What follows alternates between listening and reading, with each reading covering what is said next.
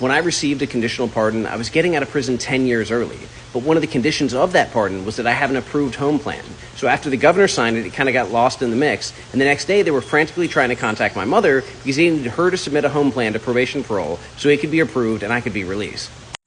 That morning, they were calling her to try to set it up, and she kept ignoring the calls because it was from an unknown number, so she thought it was a telemarketer. And they were calling over and over, and finally somebody from the pardon office emailed her and said, "Nancy, answer your phone." So she answered, and they were like, "Hey, we need to get this done right away. So you need to submit this to probation parole." And by the time I got to probation parole, there was no time left, so they basically said, "Okay, cool, we'll approve it. We'll deal with it later." So my mom knew I was going home before I did, and they told me at 2 o'clock in the afternoon. She had known probably about 11 o'clock in the morning. Because after they told me, I didn't know any of this. So I was trying to call Courtney, I was trying to call my mother, I was trying to get all these things explained, and then they're running me through the building, and they're telling me to fill out paperwork, and I don't know what's happening. And then an hour and a half later, I'm standing there in front of my mom, who I haven't seen in a year and a half because of COVID. And Courtney didn't